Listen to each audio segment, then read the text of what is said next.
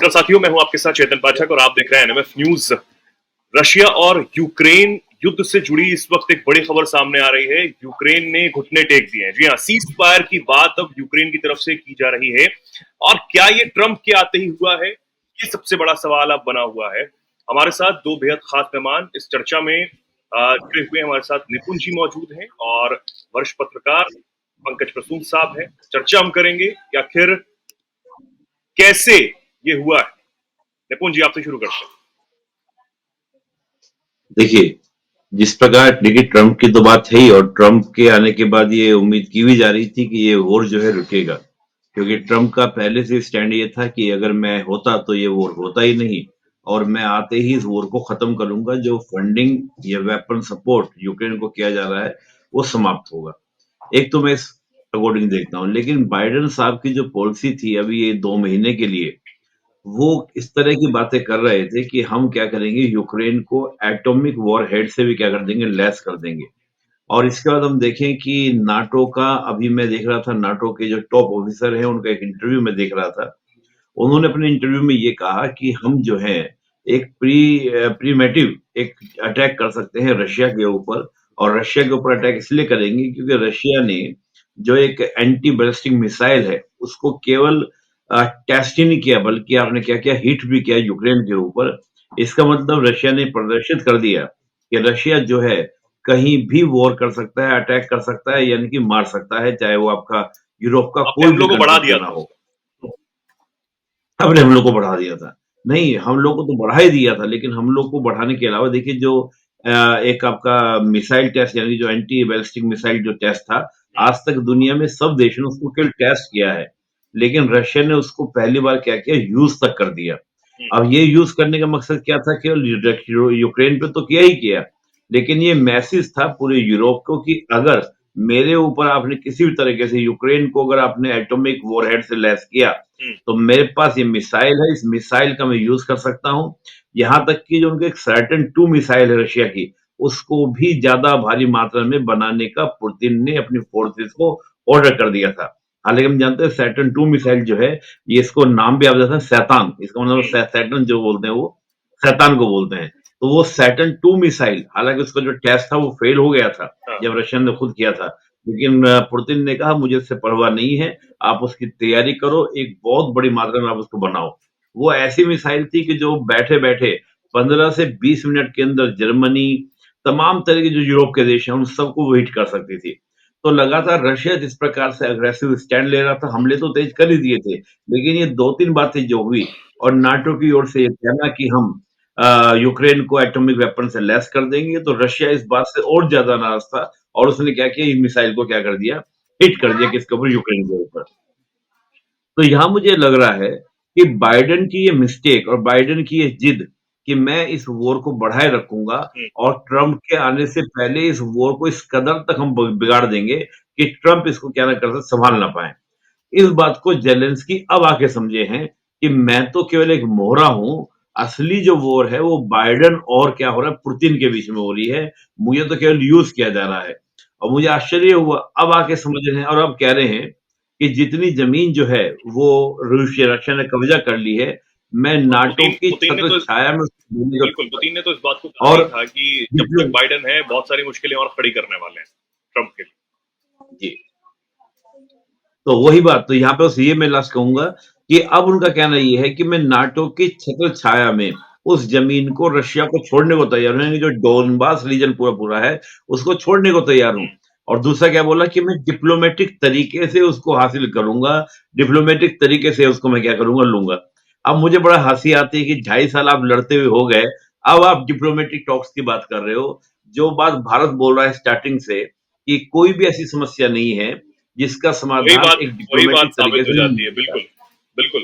पंकज जी, यही बात है कि 2.5 साल से ज्यादा का समय आपने युद्ध में गवा दिया, सारी चीजें तहस नहस कर दी अपने देश में।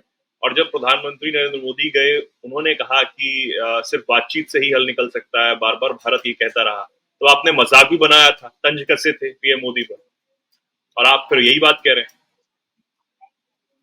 देखिए, मैं जो जहां तक समझ पा रहा हूं, मैं यूक्रेन रशिया युद्ध को दो हिस्सों में बांटता हूं। एक इलेक्शन से पहले, जो यूएस इलेक्शंस हुए उससे पहले, और एक यूएस इलेक्शंस के बाद। यूएस इलेक्शन से पहले जो युद्ध हो रहा था वो नाटो फोर्सेस अमेरिका एक तरफ और रशिया दूसरी तरफ।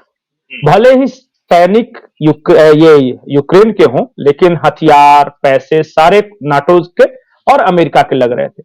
लेकिन अमेरिका में चुनाव होता है, डोनाल्ड ट्रंप विजयी होते हैं, उसके बाद ये इंटरनल वॉर ऑफ अमेरिका है। आप समझिए, एक तरफ वहां जो बिडेन है और दूसरी तरफ डोनाल्ड ट्रंप है। डोनाल्ड ट्रंप ये कसम खाते हैं कि मैं आऊंगा तो 24 घंटे के अंदर मैं यूक्रेन वॉर को समाप्त करवा दूंगा। वो यहां तक आगे बढ़ते हुए कहते हैं कि मैं नॉर्थ कोरिया से भी बात करूंगा। उन्होंने कहा कि मैं इजराइल और ईरान के बीच सीज फायर भी करवाऊंगा। लेकिन दूसरा फ्रंट अमेरिका के अंदर वो है जो बिडेन का, जो कहते हैं कि तुम शांति स्थापित कैसे करोगे, मैं जमीन इतनी गर्म कर दूंगा तुम्हारे आने से पहले कि तुम्हें उसे समेटने में वक्त लग जाएगा। और जैसे ही चुनाव हार, आपने देखा कि रशियन मेनलैंड्स के अंदर जाके हमला करवाना,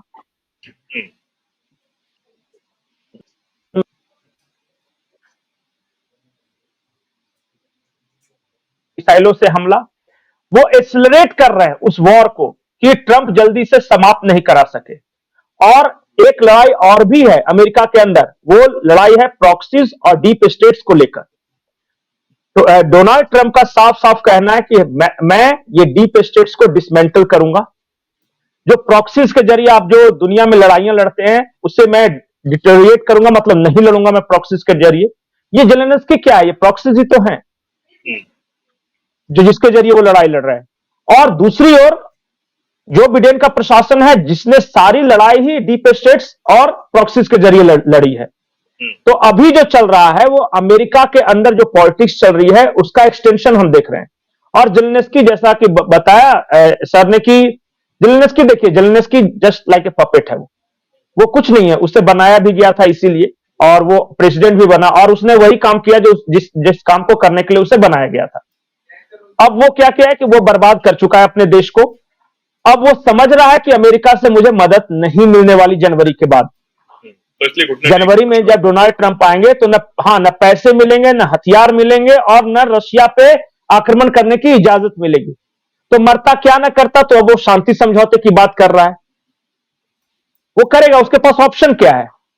अगर मान लिया कि मैं पिद्दू सा खिलाड़ी हूं और मेरे पीछे के सारी ताकतें हट जाए तो मैं क्या करूंगा, शांति समझौता ही तो करूंगा ना। और वो इसलिए कह रहा है, वो अभी तो अपनी जमीन का एक हिस्सा देने के लिए तैयार है, बस वो शर्त लगा रहा है मुझे किसी तरह नाटो में ले लो। अभी भी नाटो में भी उसे नहीं हो रही। तो क्या करे, नहीं नेगोशिएशन के पहले कुछ तो अपने कार्ड्स भी अपने पास रखेगा ना। सब कुछ कैसे कह दे कि वो सब कुछ तुम ले जाओ लेकिन मुझे बख्श दो, ये नहीं कहेगा ना। मतलब कि मुल्ला जी गिरे तो गिरे लेकिन टांगे तो ऊपर ही थी ना, ये हालत उसकी है। तो यही सिचुएशन है वहां। देखिए जनवरी के बाद यूक्रेन वॉर ऐसे भी कम होने वाला है या फिर समाप्त कर दिया जाएगा, जो भी समय लगे उसमें। और जितने रायता फैलाए हैं बिडेन ने, चाहे वो चाइना में फैलाए हैं, चाहे भारत में अपने प्रॉक्सीज और यहां डीप स्टेट्स के जरिए फैलाए हो, या ईरान इजराइल का जो झगड़ा करवाया हो, या यूक्रेन का करवाया हो, ट्रंप समेटने के चक्कर में है। युद्ध खत्म कर ये, हाँ ट्रंप के कार्यकाल में एक चीज होगा कि ट्रेड एंड कॉमर्स वॉर शुरू हो सकता है, क्योंकि उनका पूरा का पूरा फोकस ट्रेड पे है। वो ऐसे लड़ाई नहीं लड़ना चाहते, वो बिजनेसमैन आदमी है। वो अभी आज जो ये ब्रिक्स करेंसी को लेकर जो उन्होंने बयान दिया, ये सब देखिए, जो भी होगा कॉमर्स वॉर होगा, रियल वॉर ट्रंप के शासनकाल में नहीं होगा। निपुण जी, पुतिन मानने वाले हैं सब चीजों को? देखिए पुतिन तो पहले से चाहते थे कि वो, देखिए पुतिन का एक ही स्टैंड था। आप देखिए पुतिन को आप किसी भी तरीके से इसको कटघरे में खड़ा नहीं कर सकते। मैं हमेशा तुलना करता है उस पूरे वॉर की, ये कुछ स्थिति की वॉर शुरू क्यों हुई, इस कंडीशन को आप समझिए। वॉर का एक ही पॉइंट था कि यूक्रेन की जेलेंस्की की ये जिद कि मुझे नाटो और ईयू का मेंबर बनना है। पुतिन का कहना यह था कि आपको उसका मेंबर नहीं बनना है। क्यों नहीं बनना है, इसको कंपेयर कीजिए आप। अगर नेपाल जो है वो चाइना के किसी संगठन से, किसी ऑर्गेनाइजेशन से, चाइना से ज्यादा अपने आप को अलाइनमेंट करता है, तो क्या भारत के लिए चिंता का विषय नहीं होगा? निश्चित रूप से चिंता का विषय होगा। और ये उस नाटो की बात हो रही है जिसने क्या किया था कि 90s में रशिया के 15 टुकड़े कराए थे। उस 15 टुकड़े में यूक्रेन भी एक था। बिल्कुल। तो यहाँ पर जो है नाटो में अगर मेंबर बनता है यूक्रेन, तो मेंबर बनने से क्या होता? ये कहीं न कहीं रशिया के स्ट्रैटेजिक जो इंटरेस्ट हैं, इकोनॉमिकल जो इंटरेस्ट हैं, उसको कहीं न कहीं यूक्रेन के माध्यम से नाटो पावर्स क्या करती? डिस्ट्रॉय करती। तो रशिया को तो आप ये देखिए कि रशिया अपने सॉवरेनिटी के लिए, अपनी सिक्योरिटी के लिए, अपने इंटरेस्ट के लिए फाइट कर रहा है। अब यहाँ पर जेलेंस्की जो है, जेलेंस्की अपनी सॉवरेनिटी की, मैं डिसाइड करूंगा कि मेरा देश किसका पार्ट बनेगा, किसका पार्ट नहीं बनेगा। लेकिन ये बात ध्यान रखने वाली बात ये है कि जो छोटे स्टेट होते हैं, just like a buffer state, अब जेलेंस्की जो है, यूक्रेन जो है, एक बफर स्टेट की तरह से है, जो रशिया और नाटो के बीच में एक बफर स्टेट है। तो बफर स्टेट को बहुत सावधानी से रहना चाहिए, और वो अगर अपनी सोवरेनिटी की बात करता है, तो सोवरेनिटी उसका सिक्योर होना पॉसिबल ही नहीं है। या तो दूसरा देश उनको क्या करेगा? कंट्रोल करेगा, बिल्कुल करेगा। या फिर जो आपको वो कर रहे हैं, वो आपको आपके माध्यम से क्या करेंगे? फाइट लड़ेंगे। जेलेंस्की इस बात को समझ रहे थे या नहीं समझ रहे थे, आई डोंट नो, क्योंकि इस प्रकार की मूर्खता हम देखें, नहीं ये समझ तीन रहे थे चीजें तभी क्या तो थी? 2.5 साल मूर्खता। तक युद्ध करते रहे, और अब फिर अमेरिका के दम पर हाँ, करते रहे। वो तो बाइडन थे जो उनको उनका साथ देते बिल्कुल। रहे हैं, तमाम अपने अपने मैं संसाधनों तो को कई फूकते बार, रहे हैं वहां पर। हाँ, मैं तो बस एक ही बात और समझता सबसे हूँ बड़ी कि बात कहीं यह कि ना कहीं अफगानिस्तान जेलेंस्की में अपने आपको आप को, बहुत बुरे लग रहे थे अपने सैनिक, वहां से निकाल कर आपने जी, यूक्रेन में डाल मैं हाँ, मैं तो बार-बार इस बात को बोलता आया हूँ कि जेलेंस्की कहीं न कहीं इतिहास में अपना नाम दर्ज कराने के लिए कि मैं जो हूँ, इतनी बड़ी ताकत से लड़ गया, तो एक था जेलेंस्की, ये एक कोटेशन चलाने के लिए, एक था ना, एक था सिकंदर, एक था ये, तो वो एक उस तरह की मानसिकता का शिकार जेलेंस्की है, मुझे ऐसा लगता है। और मैं मानता हूँ कि राष्ट्रीय हित इसी में था कि एक बैलेंस करके चले। हम बहुत सारे देशों को देखते हैं, भूटान को आप देखिए, क्या बैलेंस बना के उसमें चला, और आज देखिए भूटान जिस प्रकार से तरक्की कर रहा है, नेपाल नहीं कर पाया। भूटान ने अपनी संभावनाओं का बहुत ज्यादा इस्तेमाल किया, जो उसके पास में हाइड्रो पावर जो उसके पास में थी, क्षमता थी, उसका पूरा अच्छा इस्तेमाल किया, नेपाल नहीं कर पाया। नेपाल भी वही गलती कर रहा है कि वो चीन के माध्यम से, भारत के माध्यम से प्रयास कर रहा है एक तरह से। तो मैं मानता हूँ कि कई बार छोटे देशों को, जो आज के इस नेशनल स्टेट की दुनिया में अपनी सोवरेनिटी के लिए बात करते हैं, तो सोवरेनिटी के लिए समझना चाहिए कि दूसरे की सिक्योरिटी का कंसर्न आपकी सोवरेनिटी से जुड़ जाता है। तो इस बात को देखते हुए कहीं न कहीं स्टेट के माध्यम से जेलेंस्की की बड़ी भूल बिल्कुल थी। बिल्कुल बिल्कुल। पंकज जी, जो हम बात कर रहे हैं कि ट्रम्प के आने से पहले इतनी नहीं। खलबली मच चुकी है, ट्रम्प के आने से पहले इतनी खलबली है, आने के बाद क्या कुछ होने वाला नहीं चेतन, ये तो मैं जवाब दूंगा। एक चीज और है, मैं एक रशियन स्ट्रेटेजिक अफेयर्स के इंसान है, उनसे बात कर रहा था। उन्होंने कहा कि ये जो जेलेंस्की जो भी हमें ऑफर दे रहे हैं, रशिया कभी जमीन के लिए जंग ही नहीं लड़ रहा था। है? हाँ, उन्होंने कहा कि रशिया के पास ऑलरेडी इतना लैंड है कि जहां हम लोगों को नहीं रख पा रहे हैं, हमारे यहाँ पॉपुलेशन डिक्रीज हो रहा है, वो हमारे यहाँ समस्या, हम जमीनें लेकर क्या करेंगे। ये जंग जमीन की नहीं है। उनका यह कहना था कि रशिया के कंसर्न्स हैं कि हम अपने बॉर्डर पे नाटो की फौज को नहीं बैठने दे सकते, यह हमारी मजबूरी है। और जेलेंस्की से या यूक्रेन के लोगों से हमारी कोई लड़ाई नहीं है। हमारी लड़ाई सिर्फ यही है कि जेलेंस्की जिद पर अड़े हुए हैं कि रशिया के बॉर्डर पे, मतलब बिल्कुल यूक्रेन में नाटो की फौज को लाके बैठा देना चाहते, वो बेस बना देना चाहते। बोले आज भी अगर जेलेंस्की सिर्फ ये बात कह दे कि हम नाटो के मेंबर नहीं बनेंगे, या फिर नाटो की फौज हमारे यहां नहीं रहेगी, हम उसे जमीन प्रोवाइड नहीं करेंगे, तो उसके बाद देखिए सारी समस्या ही खत्म हो जाएगी। ये जमीनों का ऑफर क्यों दे रहे हैं? जमीन उन्हें नहीं चाहिए। रशिया का कहना था, साफ साफ स्टैंड है कि हम कब्जे के लिए नहीं लड़ रहे हैं, हम अपनी रक्षा के लिए लड़ रहे हैं। हम कैसे अमेरिकी फौज को, नाटो की फौज को अपने बॉर्डर पे आके रहने दे सकते हैं? जी। बिल्कुल। और सबसे बड़ी बात ये है कि चलिए ठीक है, देर आए दुरुस्त आए, लेकिन देर तो बहुत देर हो गई। 2.5 साल से ज्यादा का वक्त जो बीत गया, और उसमें तमाम चीजें तबाह हुई हैं, कई जिंदगियां चली गई। और इस बात का जिक्र हम कई बार चर्चाओं में कर चुके हैं कि इस संघर्ष से कुछ निकलने वाला हल नहीं था, और भारत भी इस बात को कहता रहा कि कुछ नहीं होगा, सिर्फ जिंदगियां जा रही हैं, आप बातचीत करिए और संघर्ष को रोकिए। अब जेलेंस्की समझे हैं, कब तक जो चीजें हैं वो ठीक हो पाएंगी? निपुण जी। हाँ, देखिए चेतन जी, क्या है ना, आप ये कह रहे हैं कि संघर्ष से हल तो निकला तो है। हाँ, निकला क्या है? देखिए, रशिया को क्रीमिया पे फुल कंट्रोल हो गया, 2014 से था। अब एक्स्ट्रा उसको जमीन छुड़ाने दी वाली गई। बात है जब डोनबास रीजन, हाँ, डोनबास भी पूरा चला गया, तो डोनबास रीजन समझ रही हैं आप, यूक्रेन का जो साउथ ईस्ट वाला रीजन है वो पूरा चला जाएगा। तो रशिया तो गेन कर गया।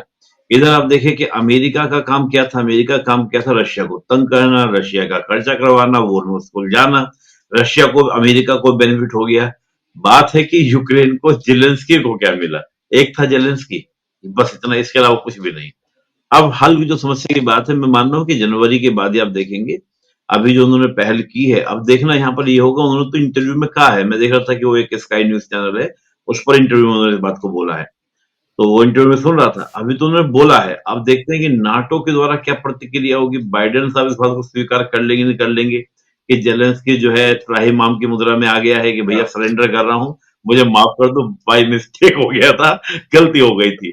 अब नाटो क्या करें क्या ना करें, कि नाटो कोई स्टेप लेते हैं, जेलेंस्की को समझाते हैं कि भैया अभी रुक जाओ, 1 महीना और है, 1 महीना कुछ कर लो, दायरा लड़े। चलिए, मैं हंसी नहीं रोक पा रहा हूँ, क्योंकि जेलेंस्की में कहीं ना कहीं एकदम से मोहरा बने हैं, बहुत शानदार तरीके से। चलिए, कुल मिला के मैं देख रहा हूँ कि अभी देखता हूँ कि जो नाटो पावर्स हैं वो क्या करती हैं, उनका देखना दिलचस्प रहेगा, क्योंकि उन्होंने तो ये तक बोल दिया था कि हम ब्रिटेन कहने लगा था कि अगर ये वॉर जो है ज्यादा बढ़ेगा तो यूके भी अपनी फोर्सेस वहां पे भेज सकता है, लेकिन और अब इस तरह का लेकिन अगर सबसे बड़ी स्टेटमेंट बात ये यूके है की तरफ से होगा। निपुण जी, जो जो जेलेंस्की ने अपनी पार्लियामेंट में और अमेरिका के सामने भी विक्ट्री प्लान जो रखा था, उस विक्ट्री प्लान को तो फाड़कर फेंक दिया होगा। हाँ विक्ट्री प्लान में भी दो बातें थी। अब यही बात थी कि नाटो में शामिल किया जाए, नाटो में शामिल हुआ नहीं, लेकिन न्यूक्लियर वॉर हेड से लेस करने की बात नाटो करने लगा था। अब मुझे लगता है कि देखिए, कहने की बात अलग है, बात करने की बात अलग है। अगर आप वॉर हेड से लेस भी करेंगे तो ये महीनों का काम है, सालों का काम है।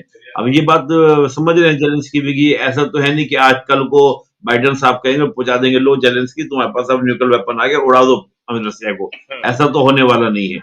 और उधर से तो एकदम से होने, इतने में आपका सत्ता चेंज हो जाएगी। हाँ, अगर बाइडेन ही दोबारा से, यानी डेमोक्रेट ही अगर चुनाव जीत जाते, तो बात है कि कुछ बात आगे बढ़ती, लेकिन अब मुझे नहीं लगता। अब बहुत ही पीसफुल्ली जेलेंस्की एक था हो जाएंगे, इसके अलावा कुछ होने और वाला यही नहीं है, यही यही तब जहां होता तक मैं है कि समझ रहा हूँ। ट्रम्प के आने से पहले ही इतना सब कुछ हो गया है, आने के बाद तो जो मिडल ईस्ट में संघर्ष चल रहा है वो भी अब जल्द ही रुकने वाला है, लग रहा है वो भी खत्म ही होने वाला है। पंकज जी। हाँ, निश्चित रूप से मैं तो वहां अभी भी वहां बांग्लादेश नेगोशिएशन में, शुरू हो गए। जी। और मैं, हाँ बिल्कुल, और मैं तो बांग्लादेश में देख रहा हूँ कि बांग्लादेश में देखिए किस प्रकार की चीजें चेंज होंगी। जो ये मोहम्मद यूनुस जो हाँ, जंपिंग जंपिंग कर रहे बांग्लादेश हैं में वहां भी। पर, जिस प्रकार की वहां नौटंकी उन्होंने मचा रखी है लोगों ने। अब देख रहा हूँ कि मैं आज फिर एक मोंक जो है इस्कॉन के, वो सिर्फ इस बात पे गिरफ्तार कर लिए गए कि वो चिन्मय कृष्णदास से मीटिंग का मिलने चले गए थे जेल में। जेल कोई केस नहीं, कोई चार्ज नहीं, बस बाहर निकलते उनको अरेस्ट कर लिया गया। मतलब मजाक बना रखा तुमने, ना तो लॉ एंड ऑफ ऑर्डर तुम्हारे यहाँ पर है, नहीं, ना तुम उस देश चुनाव की करवा व्याख्या, रहे हो। उस देश की व्याख्या जो असल में वहां चल रहा है वो पंकज जी बहुत बढ़िया करते हैं कि आखिर बांग्लादेश के जो हालात हैं वो क्या है और ट्रम्प अब क्या करने वाले हैं। पंकज जी। देखिए, जो पूरा ये इस्कॉन वाला प्रकरण है, हाँ। मुझे ऐसा लगता है कि एक डीप स्टेट का प्लान था, क्योंकि तुलसी गबार्ड को जैसे ही नेशनल इंटेलिजेंस का डायरेक्टर बनाने की हम्म, घोषणा की, हम्म, ये डिवोटी है इस्कॉन की। आप बिल्कुल वहां से बिल्कुल। इसको रिलेट कीजिए।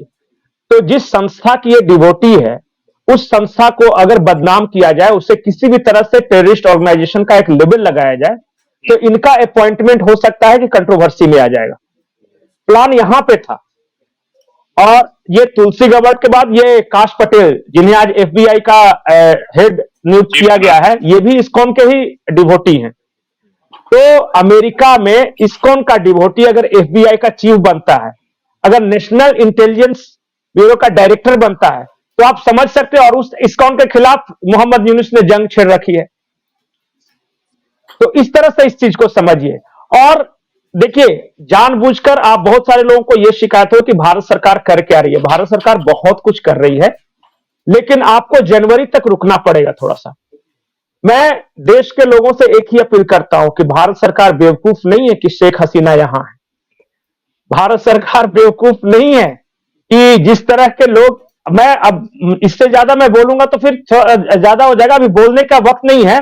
आप जनवरी के बाद का इंतजार कीजिए। मोहम्मद यूनुस बहुत भी कुछ जाएगा, बदलाव होने वहां वाले हैं। इलेक्शंस भी होंगे, और भारत के लिए सिचुएशंस फेवरेबल भी होंगी वहां पे। बहुत कुछ बदलाव होने वाले हैं और उनके आने से पहले ही जो रूस यूक्रेन का जो जंग था उसमें ही इतनी बड़ी खबर सामने आई है। मिडल ईस्ट में संघर्ष चल रहा है उसमें भी उम्मीद है कि जल्दी एक अच्छी खबर सामने आए। हालांकि बांग्लादेश के जो हालात है उस पर भी हमारी नजर बनी हुई है और क्या कुछ वहां पर बदलाव होगा इस पर भी आगे नजर बनी रहेगी। बहुत बहुत धन्यवाद फिलहाल के लिए निपुण जी और पंकज जी, आपका जुड़ने के लिए हमारे साथ।